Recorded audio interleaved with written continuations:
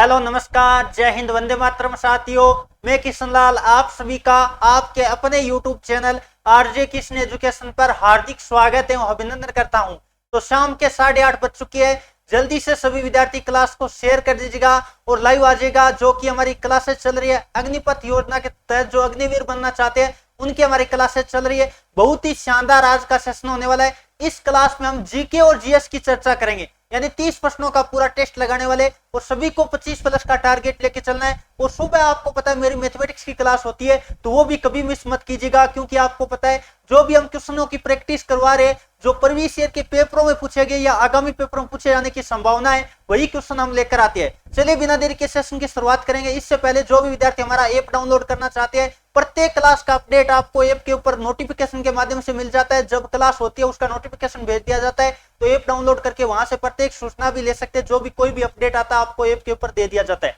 चलिए बिना देरी के आज के सेशन की शुरुआत करेंगे। ऐप का नाम है एडुकेशनल, लिंक आपको डिस्क्रिप्शन दे रखा है और व्हाट्सएप नंबर भी मेरे दिखाई दे रहे हैं, उन पे मैसेज कर देना, ऐप का लिंक मिल जाएगा। और ये हमारी सारी की सारी फैकल्टी मेंबर है जो एप्लीकेशन के अंदर टॉपिक वाइज क्लासेज लेती है, 0 लेवल से आपको पढ़ाया जाता है। चलिए बिना देरी के पहला क्वेश्चन आपके सामने लेते हैं। जल्दी से सभी विद्यार्थी क्वेश्चन नंबर हम बात कर लेते हैं, 1 का जवाब देने की कोशिश करिएगा। देखते हैं कौन कौन विद्यार्थी क्वेश्चन नंबर 1 का सही जवाब दे पाते हैं। हमारा क्वेश्चन दे रखा है, हमारा राष्ट्रीय पशु है, हमारा राष्ट्रीय पशु कौन सा है? जल्दी से एक बार कमेंट करके बताएगा। बहुत ही शानदार और जानदार क्वेश्चन आपको दे रखा है। देखते हैं कौन कौन विद्यार्थी इस क्वेश्चन का सही जवाब दे पाएंगे। तो बिल्कुल ऑप्शन में जो किसकी तरफ जा रहे हैं, ए की तरफ जा रहे हैं, बाघ, उन विद्यार्थियों का जवाब बिल्कुल सही है। अब बात कर लेते हैं, एक सींग वाले गेंडे के लिए कौन सा है? काजीरंगा। आप याद रखिएगा, एक सींग वाले कौन सा? एक सींग वाले गेंडे के लिए प्रसिद्ध कौन सा है? बहुत ही इंपॉर्टेंट है। एक सींग वाले गेंडे के लिए प्रसिद्ध है काजीरंगा। और काजीरंगा कहाँ है? जल्दी से कमेंट करके बता दीजिएगा। काजीरंगा राष्ट्रीय उद्यान है जो कि एक सींग वाले गेंडे के लिए प्रसिद्ध है, काजीरंगा। और ये असम राज्य में, कौन से राज्य में? याद रखिएगा, असम में। और बात कर लेते हैं, यदि बात करें सबसे ज्यादा टाइगर रिजर्व किस राज्य में है, तो मध्य प्रदेश में सबसे ज्यादा टाइगर रिजर्व की बात कर लेते हैं। इंपॉर्टेंट बनता है, सबसे ज्यादा टाइगर रिजर्व की बात कर लेते हैं। तो यह आपको ध्यान रखना है, कहां है सबसे ज्यादा टाइगर रिजर्व की बात कर लेते हैं, तो मध्य प्रदेश में है। कहां है? मध्य प्रदेश में है। याद रखिएगा, मध्य प्रदेश की राजधानी कौन सी है? भोपाल है। मध्य प्रदेश की राजधानी कौन सी है? भोपाल है। और मध्य प्रदेश को सोया प्रदेश भी कहा जाता है। चलिए दोस्तों आगे बढ़े। अगला क्वेश्चन नंबर 2 आपके सामने आ चुका है। बस्तर जिला किस राज्य में है? बस्तर जिला किस राज्य में? जल्दी से बताने की कोशिश करेगा। कई बार एग्जाम में आ चुका है, जोधपुर जिला है। कई बार एग्जाम में आया हुआ है, एकदम आसान क्वेश्चन है।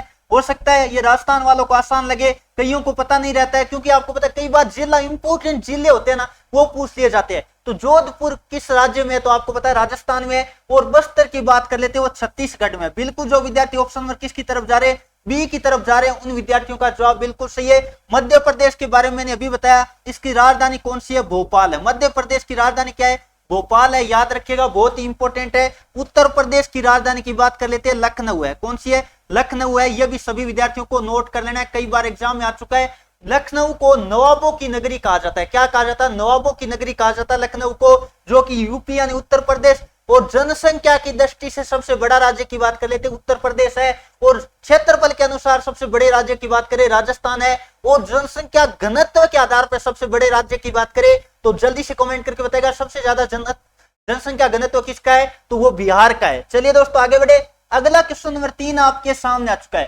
चुनाव आयोग का मुख्यालय कहां स्थित है? एक क्वेश्चन बनता है, मुख्य चुनाव आयुक्त। जल्दी से नोट कर लो, मुख्य चुनाव आयुक्त की बात कर लेते हैं। एग्जाम में आया हुआ है कई बार क्वेश्चन, मुख्य चुनाव आयुक्त वर्तमान में कौन है और प्रथम कौन थे? दोनों के दोनों नोट कर लो।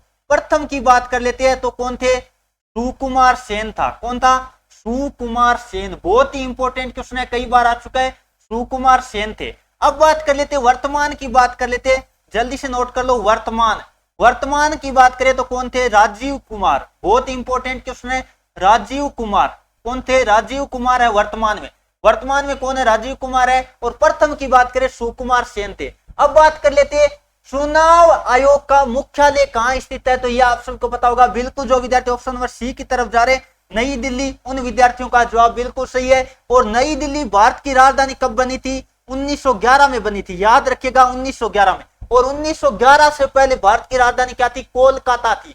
कोलकाता बहुत ही इंपॉर्टेंट क्वेश्चन बनता है। कोलकाता के बारे में जल्दी से बता दीजिएगा, कोलकाता किस नदी के किनारे बसा है? कई बार एग्जाम में क्वेश्चन आ चुका है। चलिए दोस्तों आगे बढ़े, अगला क्वेश्चन और बात कर लेते हैं। 4 नंबर आपके सामने आ चुका है। दीपा कर्माकर का संबंध किस खेल से है? दीपा कर्माकर का संबंध किस खेल से? जल्दी से कमेंट करके बताएगा।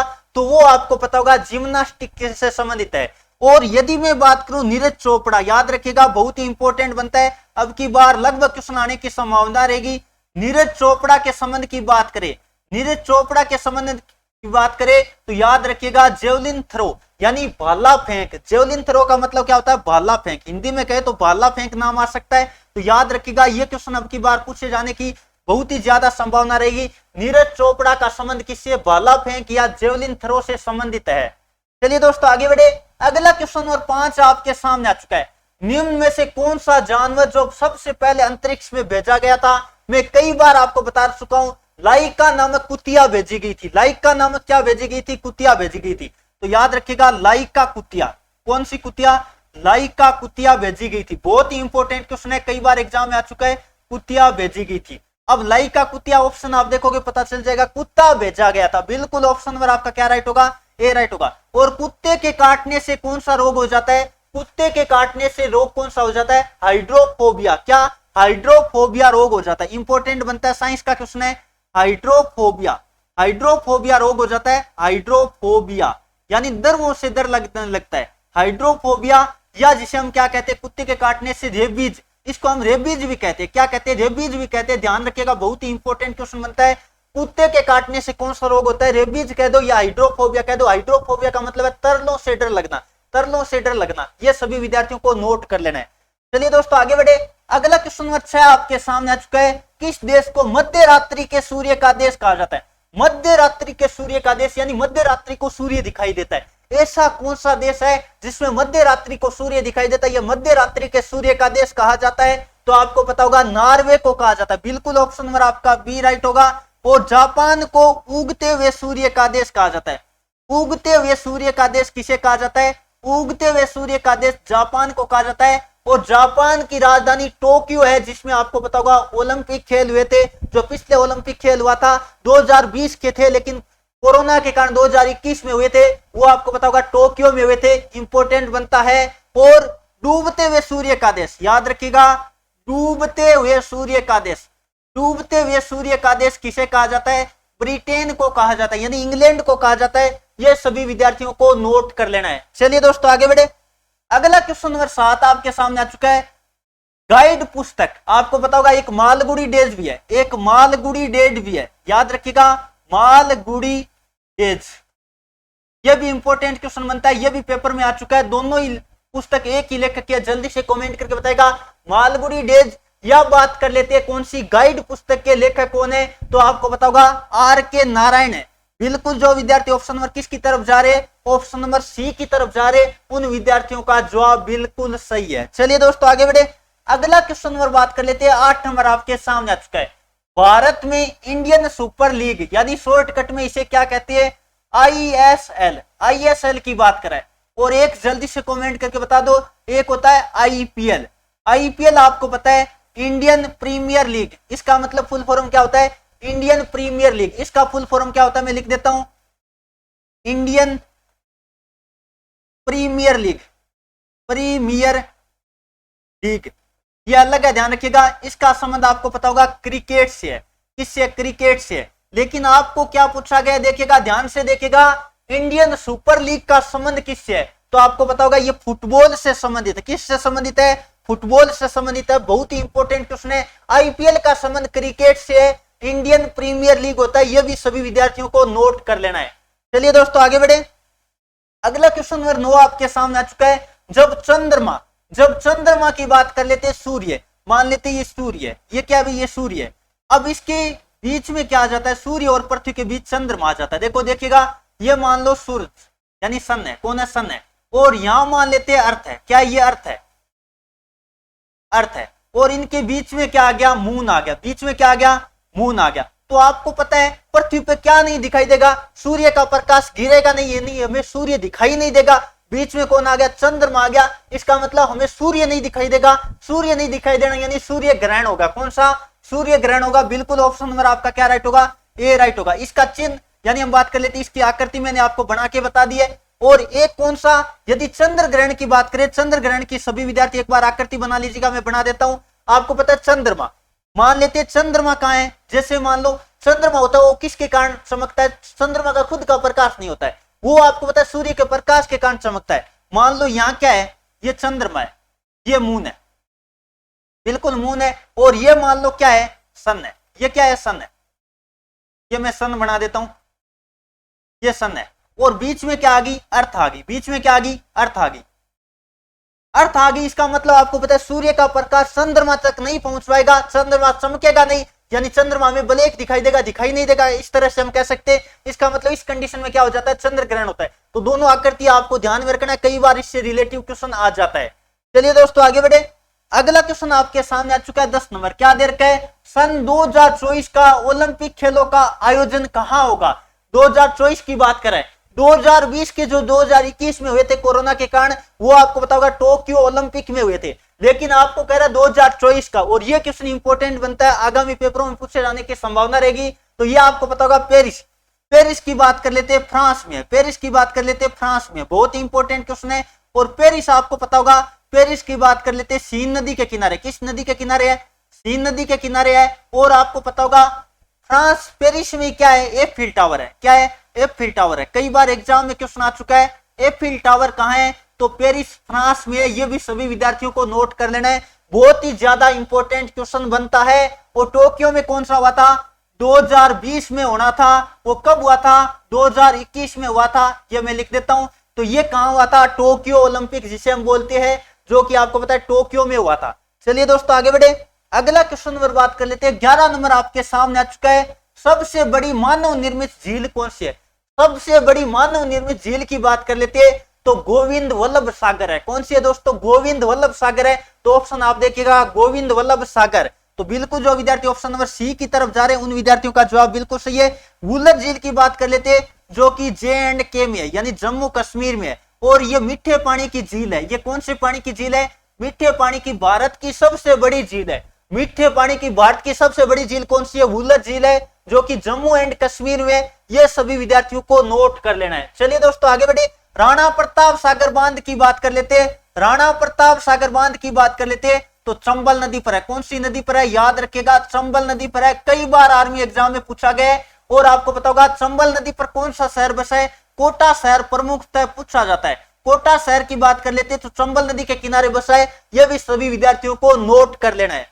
चलिए दोस्तों आगे बढ़े, अगला क्वेश्चन नंबर 12 आपके सामने आ चुका है, चोल साम्राज्य का अंत किसने किया था। देखो चोल साम्राज्य का अंत, हालांकि कई बुकों में वगैरह में थोड़ा कम मिलता है, लेकिन चोल साम्राज्य का अंत किन के द्वारा माना जाता है, यादव वंश के द्वारा माना जाता है। किन के द्वारा माना जाता है, याद रखिएगा, यादव वंश के द्वारा। किन के द्वारा, यादव वंश के द्वारा।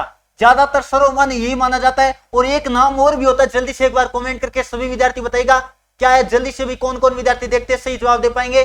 तो यादव वंश माना जाता है। क्या माना जाता है, यादव वंश माना जाता है। अब ऑप्शन में मलिक काफूर दे रखा है, मलिक काफूर दे रखा है, मोहम्मद गोरी दे रखा है, मोहम्मद गजनी दे रखा है, तो ये तो नहीं होगा। तो ऑप्शन नंबर आपका डी राइट होगा। इनमें से कोई नहीं, ज्यादातर यादव वंश मिले तो वो आप कर सकते हो, ये माना जाता है। अब बात कर लेते हैं प्रथम और अंतिम। यदि बात कर लेते हैं प्रथम और अंतिम, जल्दी से एक बार सभी विद्यार्थी कमेंट करके बताएगा प्रथम शासक कौन था, प्रथम शासक, और अंतिम कौन सा था। अंतिम की बात कर लेते हैं तो आपको याद होगा राजेंद्र तृतीय। कौन थे, राजेंद्र तृतीय थे। कौन थे, राजेंद्र तृतीय था। यह सभी विद्यार्थियों को नोट कर लेना है, राजेंद्र तृतीय। और यह आपको कमेंट करके बताना है कि चोल साम्राज्य का प्रथम शासक कौन था। देखते भी कौन कौन विद्यार्थी सही जवाब दे पाएंगे, बहुत ही इंपॉर्टेंट क्वेश्चन है, देखते कौन कौन सही जवाब दे पाएंगे। चलिए दोस्तों आगे बढ़े, अगला क्वेश्चन नंबर 13 आपके सामने आ चुका है। क्या दे रखा है, किस मुगल बादशाह को अपने ही पुत्र ने कैद किया था। यहां लिख लीजिएगा, लिखा हुआ नहीं है, कैद किया था। तो किस मुगल बादशाह को अपने ही पुत्र ने कैद किया था, तो वो आपको पता होगा शाहजहां था। कौन था, शाहजहां था। ऑप्शन नंबर आपका ये राइट होगा। और उनका पुत्र कौन था, औरंगजेब था। पुत्र कौन था, औरंगजेब था, उन्होंने कैद किया था। याद रखिएगा, इसका पुत्र कौन था, औरंगजेब था। यह भी पूछा जा सकता है। औरंगजेब था। इसके बाद आपको पता है मुगल साम्राज्य कमजोर पड़ना शुरू हो गया था। औरंगजेब के बाद औरंगजेब आपको पता है मुगल साम्राज्य का पतन की तरफ बढ़ना माना जाता है। यानी मुगल साम्राज्य का पतन कब से शुरू हुआ? औरंगजेब के बाद हुआ। और मुगल शासक अंतिम कौन था? बहादुर शाह जफर था। दोनों क्वेश्चन अलग अलग है, सभी विद्यार्थियों को नोट कर लेना है। चलिए दोस्तों आगे बढ़े, अगला क्वेश्चन और बात कर लेते हैं जो कि 14 नंबर आपके सामने। राज्य की विधानसभा को कौन भंग कर सकता है?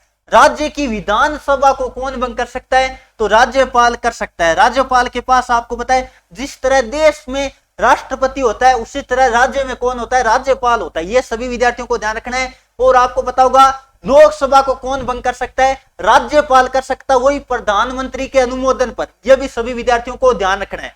चलिए दोस्तों आगे बढ़े, अगला क्वेश्चन नंबर 15 आपके सामने आ चुका है। इंडियन मिलिट्री अकादमी यानी आईएमए, आईएमए की बात करें, आईएमए कहां है? आईएमए कहां है? इंडियन मिलिट्री एकेडमी का मुख्यालय कहां है? तो ये आपको पता होगा देहरादून में। बिल्कुल जो विद्यार्थी ऑप्शन नंबर किसकी तरफ जा रहे? सी की तरफ जा रहे। और ये कहां है? उत्तराखंड है। कहां है? उत्तराखंड है। ये सभी विद्यार्थियों को नोट कर लेना है। देहरादून कहां है? उत्तराखंड में। और एक होता है इंडियन मेडिकल एसोसिएशन, उसका फुल फॉर्म यानी आईएमए के दो फुल फॉर्म बनते हैं, इंडियन मिलिट्री एकेडमी और एक होता है इंडियन मेडिकल एसोसिएशन, वो नई दिल्ली में। याद रखिएगा, सभी विद्यार्थियों को ध्यान में रखना है। ये दोस्तों हमारी साइंस की अब क्लास शुरू होने वाली है, तो साइंस की क्लास अभी सर लेंगे, वो आ रहे आपके बीच। इतने में जल्दी से इस क्वेश्चन का जवाब देने की कोशिश करेगा।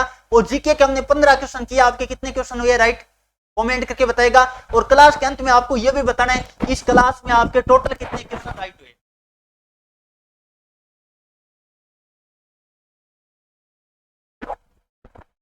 नमस्कार दोस्तों, मैं शिवम चौधरी एक बार फिर से आपका RJ Kishan education YouTube channel पर हार्दिक स्वागत एवं अभिनंदन करता हूं।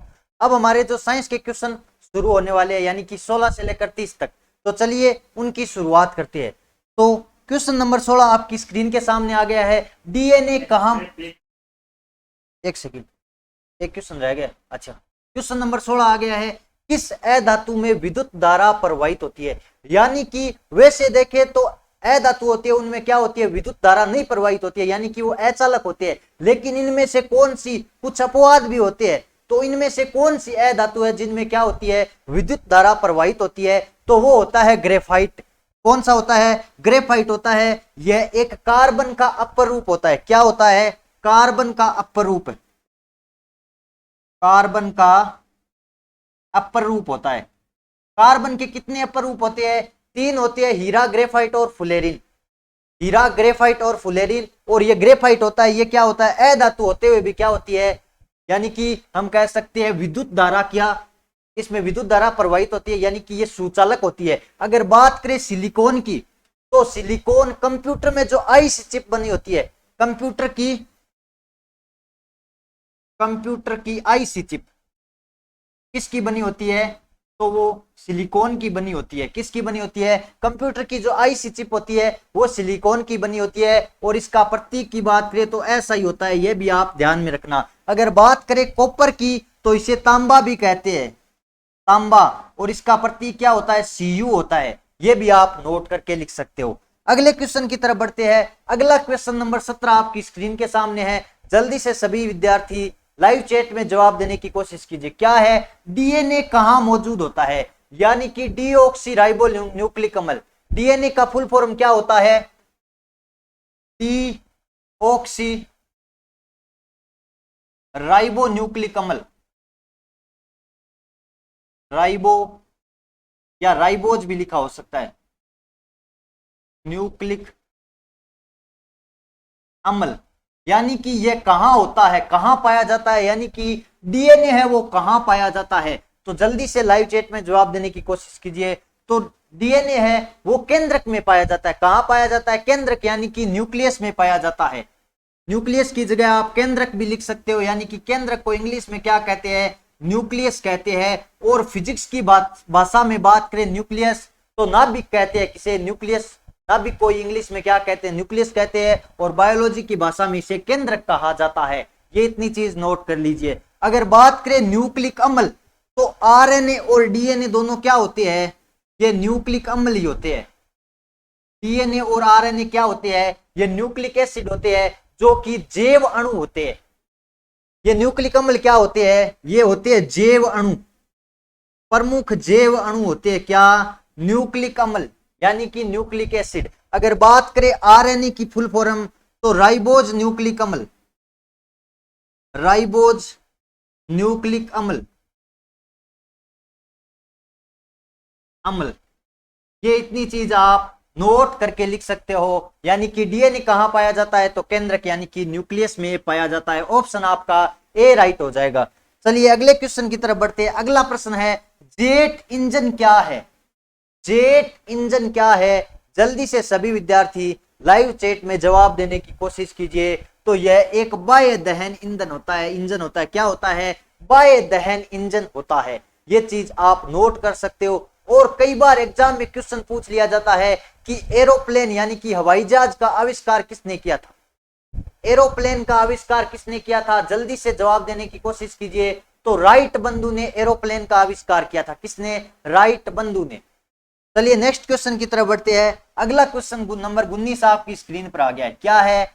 जब धातु को गर्म किया जाता है तो धातु का घनत्व, धातु का घनत्व में क्या परिवर्तन होता है? तो घनत्व होता क्या है? घनत्व होता है द्रव्यमान बटा आयतन, द्रव्यमान बटा आयतन। अब आप बताओ, किसी धातु को गर्म करेंगे, अगर हम धातु को गर्म करेंगे तो वो क्या होगी? पिघलेगी। यानी कि उसका आयतन क्या करेगा? उसका आयतन बढ़ेगा। पिघलेगी तो आयतन कैसा होगा? बढ़ेगा। और आयतन और घनत्व आपस में क्या होते हैं? व्युत्क्रमानुपाती होते हैं। यानी कि आयतन बढ़ेगा तो घनत्व घटेगा। यदि आयतन बढ़ेगा तो घनत्व क्या होगा? घटेगा। यानी कि ऑप्शन आपका सी राइट हो जाएगा। यानी कि जब किसी धातु को गर्म करते हैं तो उसका आयतन तो बढ़ता है लेकिन घनत्व क्या? घट जाता है। क्योंकि इस सूत्र से हम देख सकते हैं कि ये दोनों आपस में कैसे होते हैं? व्युत्क्रमानुपाती होते हैं। इतनी चीज आप नोट करके लिख सकते हो। यानी कि ऑप्शन आपका सी राइट हो जाएगा। अगला प्रश्न नंबर 20 आपकी स्क्रीन पर है। क्या है? जल्दी से जवाब देने की कोशिश कीजिए। क्या है? कौन सा रोग है जो अनिवार्य लसीकरण की वजह से खत्म, यानी लसीकरण की अनिवार्यता के कारण क्या कर दिया जाता है? खत्म कर दिया जाता है। ऐसा कौन सा रोग होता है? तो वो होता है पोलियो। कौन सा? पोलियो रोग होता है। यह भी आप ध्यान में रखना। क्वेश्चन इसका ऑप्शन है वो आपका डी राइट हो जाएगा। यानी कि लसीकरण की अनिवार्यता के कारण किसको? पोलियो को खत्म कर दिया जाता है। ये चीज आप ध्यान में रखना। अगला प्रश्न नंबर 21 आपकी स्क्रीन पर है। यह बहुत ही इंपॉर्टेंट क्वेश्चन है और पिछले कई पेपरों में यह क्वेश्चन पूछा गया। क्या है? लेप्रोस्कोपी का संबंध किससे है? लेप्रोस्कोपी का संबंध किससे है? तो इसके द्वारा एक सर्जरी और रोग की क्या होती है? जांच होती है। लेप्रोस्कोपी किसे कहते हैं? जिसमें क्या किया जाता है? सर्जरी और रोग की जांच की जाती है। और यह बांझपन को कम करने में भी उपयोग होता है। यानी कि बांझपन से संबंधित अगर पूछ ले तो वो भी लेप्रोस्कोपी होता है। यानी कि आपसे कह दे निम्न में से बांझपन से संबंधित है, बांझपन से संबंधित अगर पूछ ले तो वो लेप्रोस्कोपी होता है। यानी कि ये सर्जरी और रोग की जांच करने में सहायता करता है। इतनी चीज आप नोट करके लिख सकते हो। अगर बात करें उत्तक विज्ञान की तो उत्तक विज्ञान में उत्तकों का अध्ययन किया जाता है। किसका? उत्तकों का अध्ययन, उत्तकों का अध्ययन किया जाता है। उत्तक विभिन्न कोशिकाओं का समूह से मिलकर क्या बनता है? उत्तक का निर्माण होता है। शरीर की संरचनात्मक इकाई कौन होती है? कोशिका यानी कि सेल होती है। चलिए अगले क्वेश्चन की तरफ बढ़ते हैं। अगला क्वेश्चन नंबर 22 आपकी स्क्रीन के सामने है।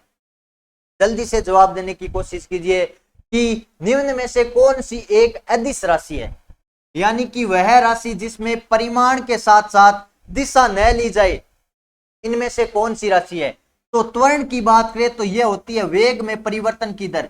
यानी कि a बराबर होता है और ये एक सदिश राशि होती है। यानी कि ये तो है सदिश, त्वरण तो एक सदिश राशि होती है। अगर बात करें चुंबकीय क्षेत्र की तो यह भी सदिश राशि होती है। कैसी होती है? सदिश राशि होती है। चुंबकीय क्षेत्र भी सदिश राशि होती है। वेग होती है वो होती है विस्थापन में परिवर्तन की दर। वेग क्या होती है, विस्थापन में परिवर्तन की दर, और यह भी एक सदिश राशि है क्योंकि विस्थापन भी एक सदिश राशि होती है, वेग भी सदिश होती है और त्वरण भी सदिश होती है, और विद्युत धारा यानी कि करंट होती है वो एक अदिश राशि होती है। ऑप्शन आपका बी राइट हो जाएगा, ऑप्शन आपका बी राइट हो जाएगा। विद्युत धारा की बात करें मात्रक की, तो इसका मात्रक होता है वो होता है एम्पियर। विद्युत धारा का एसआई मात्रक क्या होता है, एम्पियर होता है, यह भी आप ध्यान में रख सकते हो। चलिए बढ़ते हैं नेक्स्ट क्वेश्चन की तरफ। अगला क्वेश्चन है वो नंबर 23 का है, जल्दी से सभी विद्यार्थी जवाब देने की कोशिश।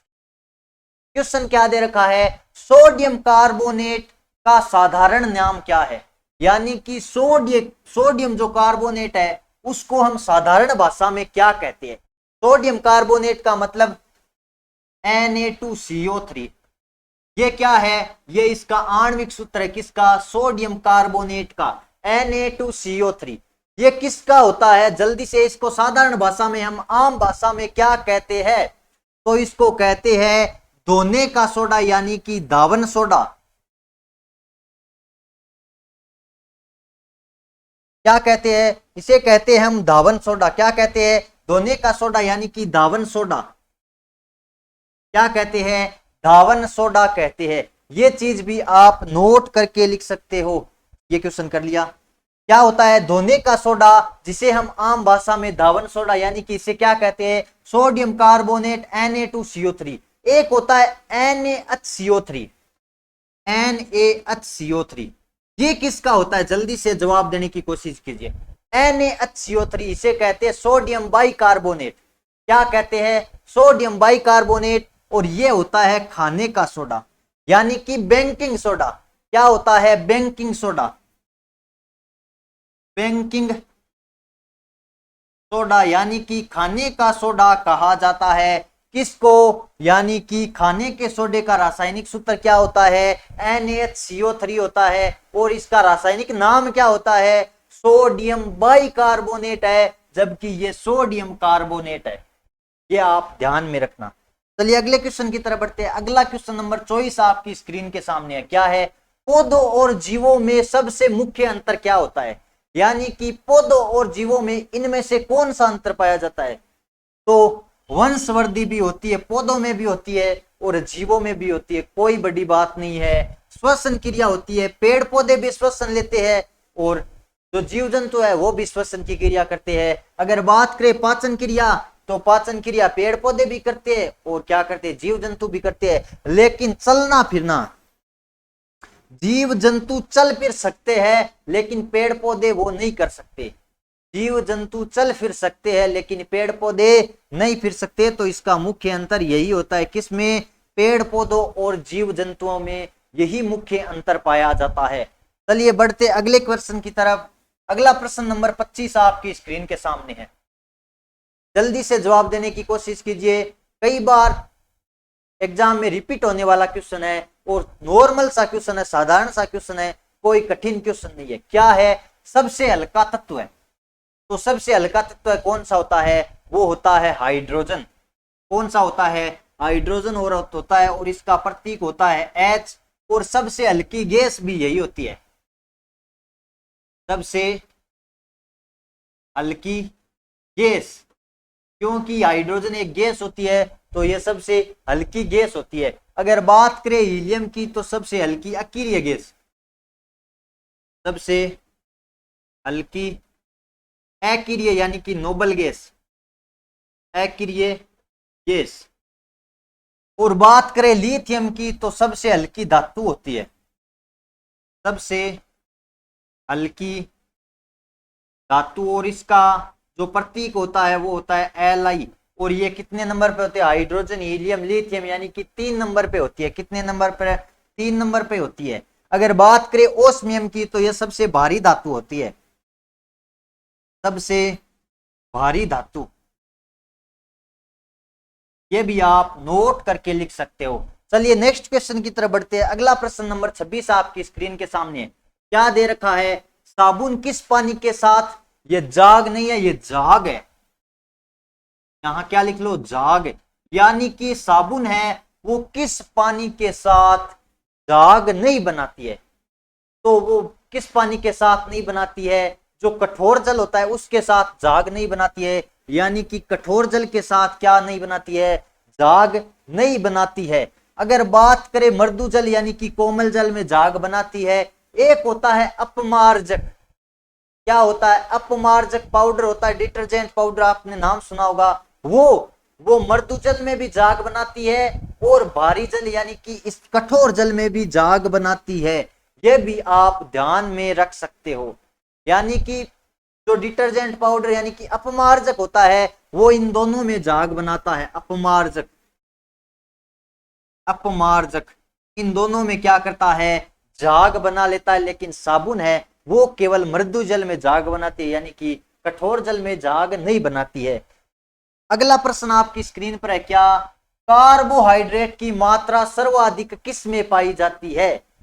कार्बोहाइड्रेट की मात्रा है वो इनमें से किन में सर्वाधिक पाई जाती है? जल्दी से सभी लाइव चैट में जवाब देने की कोशिश कीजिए। मैं देख लेता हूं कौन कौन स्टूडेंट सही जवाब दे पा रहे हैं। कार्बोहाइड्रेट सर्वाधिक किस में पाया जाता है? वो पाया जाता है चावल यानी कि राइस में सर्वाधिक कार्बोहाइड्रेट की मात्रा पाई जाती है। अगर दाल में बात करें तो सबसे ज्यादा प्रोटीन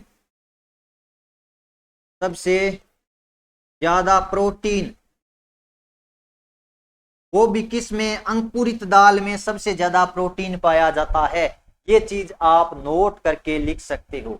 अगले क्वेश्चन की तरफ बढ़ते हैं। अगला प्रश्न नंबर 28 आपकी स्क्रीन पर है।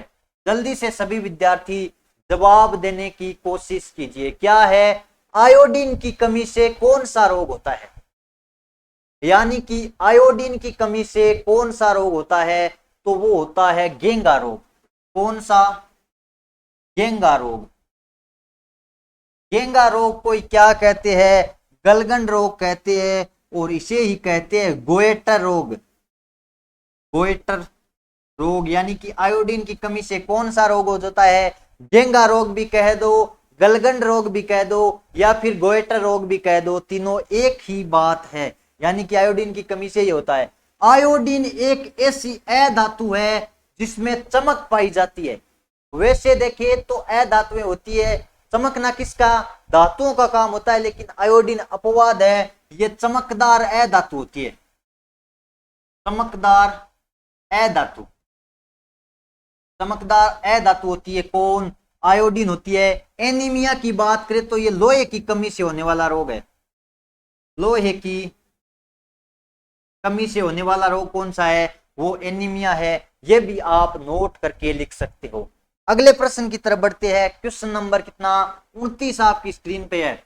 जल्दी से सभी विद्यार्थी जवाब देने की कोशिश कीजिए। क्या है? तड़ित होने का अर्थ है।